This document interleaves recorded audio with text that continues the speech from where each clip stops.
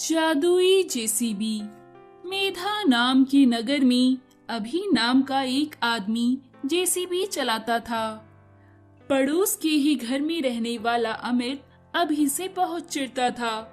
अभी को बहुत काम मिलता था और वो सबसे प्यार से बात करता था तो लोग उसे पसंद करते थे। बस अमित को ये बात बिल्कुल भी पसंद नहीं थी। अमित सोचता, ये अभी बहुत पैसे कमा रहा है जेसीबी से पत्थर तोड़कर। ऐसे तो इसके पास खूब पैसा आ जाएगा और ये बहुत अमीर बन जाएगा। मुझे इसकी अक्ल ठिकाने लगानी पड़ेगी, वरना इसमें बहुत सा घमंड आ जाएगा। इसका ये काम मुझे बंद करना होगा। अमित रात में जाकर अभी की जेसीबी का ब्रेक फेल कर देता है। अभी अगले दिन जेसीबी पर बैठा तो उसे पता चलता है कि ब्रेक फेल है। अभी मैकेनिक को बुलाता है और जेसीबी को ठीक करवाता है। पूरा दिन जेसीबी को ठीक करवाने में लग जाने के कारण वो काम पर नहीं जा पाता है। अगले दिन अभी को फिर जेसीबी का ब्रेक फेल मिलता है। अभी दोबारा मैकेनिक को बुलवाता है और फिर उसे ठीक करवाता है। अब ऐसा रोज होने लगा। अमित रोज रात को अभी की जेसीबी का ब्रेक फेल कर देता है और अभी काम पर नहीं जा पाता। सारा दिन ब्रेक ठीक करवाने में ही लग जाता है। एक दिन अभी की बीवी बोली, सुनो जी, इस तरह ब्रेक ठीक करवाते करवाते 1 महीना हो गया है। जितना भी पैसा घर में था वो सब ब्रेक ठीक करवाने में लग गया है। घर में अब खाने को कुछ भी नहीं है। अगर अब तुम काम ढूंढने नहीं गए और काम नहीं ढूंढे तो घर में खाने की लाली पड़ जाएंगी। अभी बोला, हाँ, तुम ठीक कहती हो। मुझे मजदूरी करने जाना चाहिए। मैं बड़ी शहर में काम की तलाश में जाता हूँ। तुम मुझे कुछ रोटी और पानी दे दो। अभी पैदल ही शहर की तरफ निकल पड़ता है। रास्ते में उसे बहुत प्यास और भूख लगती है।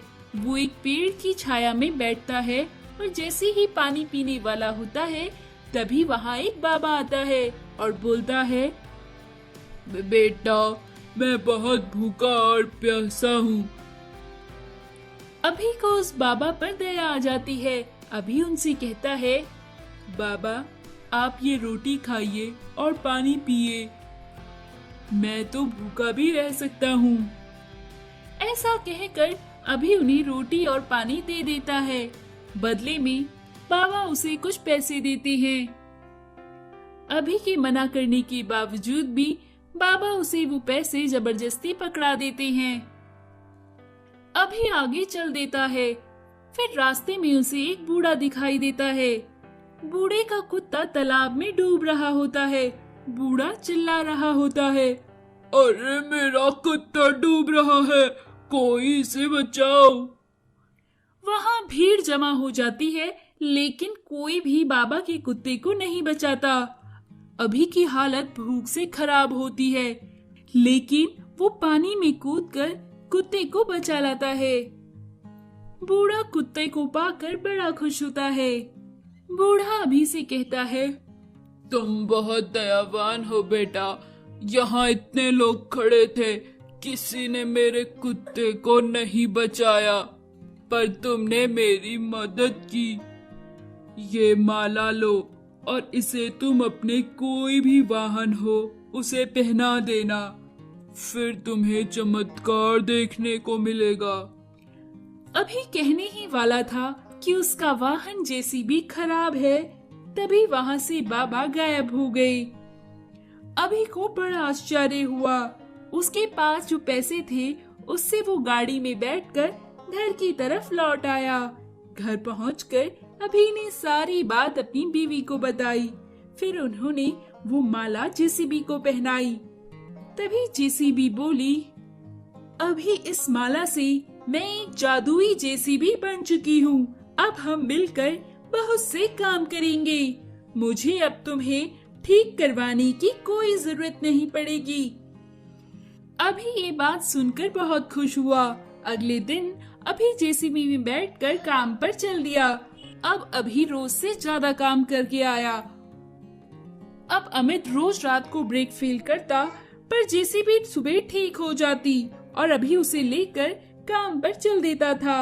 अब वो पहले से ज्यादा और तेजी से काम करता था। अभी बड़े बड़े पत्थर कुछ ही देर में तोड़ देता था। अमित सोचा, ये अभी कैसे जेसीबी से काम पर चला जाता है, मुझे पता लगाना ही होगा। अमित अभी के घर के पास कान लगाकर उनकी बातें सुनने लगा। अभी की बीवी अभी से बोली, उस बाबा के माला के चमत्कार की वजह से ये जेसीबी अब बहुत काम करती है। मुझे वो बाबा मिले तो मैं उन्हें शत शत नमन करूं, जिनकी वजह से ये जेसीबी जादुई बन गई है। अमित बोला, ओ, तो ये चमत्कार इस माला की वजह से है। अब मैं इस माला को चुराकर अपने ट्रैक्टर में पहनाऊंगा, फिर वो भी जादुई हो जाएगा।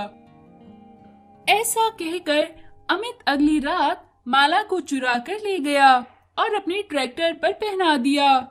माला जलने लगी, जिससे धीरे धीरे पूरा ट्रैक्टर धू धू कर कर जल गया। अमित को बहुत गुस्सा आया। अमित गुस्से में जाकर अभी को मारने उसके घर गया। तभी जेसीबी उसके पीछे उसे मारने के लिए चलने लगी। बिना ड्राइवर के जेसीबी को चलता देख अमित बहुत ही डर गया। डर के मारे वो भागने लगा और जेसीबी भी उसके पीछे पीछे चलने लगी। अमित अभी के पैरों में गिर गया और बोला, ये तुम्हारी जेसीबी मुझे मारने आ रही है, अब तुम ही मुझे बचा सकते हो।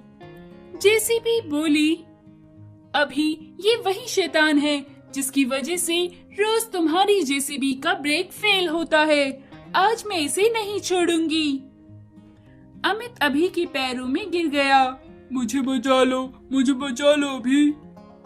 अभी ने अमित को माफ किया तो जेसीबी वापस अपनी जगह पर चली गई और अमित वहां से कहीं दूर चला गया। गरीब का प्लास्टिक हेलीकॉप्टर खिलौना। कुमारपुर नामक गांव में अमीरचंद नाम का एक धनवान रहता था। उसके बेटे का नाम मूलचंद था। मूलचंद को तरह तरह के खिलौने बहुत पसंद थे। अमीरचंद जब भी गांव से बाहर शहर को जाता तो मूलचंद को खूब ढेर सारे खिलौने लाता था। कभी रिमोट वाली कार तो कभी रिमोट वाली ट्रेन, बाइक और भी तरह तरह के खिलौने लेकर आता था। मूलचंद खूब खुश होकर उन खिलौनों से खेलता।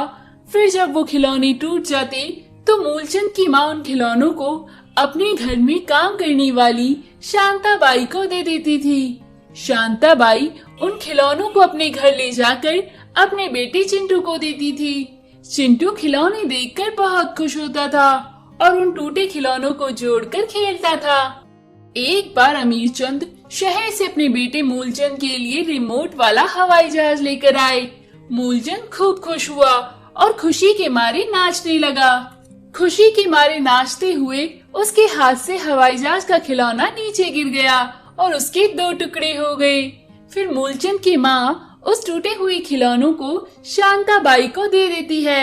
शांताबाई उस खिलौने को ले जाकर अपने बेटे चिंटू को देती है और कहती है, चिंटू बेटा, मैं तुम्हारे लिए कभी नए खिलौने नहीं लाती, हमेशा टूटे हुए खिलौने ही देती हूँ, मुझे माफ कर देना बेटा। चिंटू बोला, कोई बात नहीं माँ, मुझे इस टूटे खिलौने को जोड़कर नए खिलौने बनाने में बहुत मजा आता है। मैं इस तरीके का काम करना पसंद करता हूँ। फिर चिंटू ने उस टूटे हुए हवाई जहाज को जोड़कर दोबारा से नया बना दिया और उसके साथ खेलने लगा। एक बार गांव में विज्ञान का मेला लगा।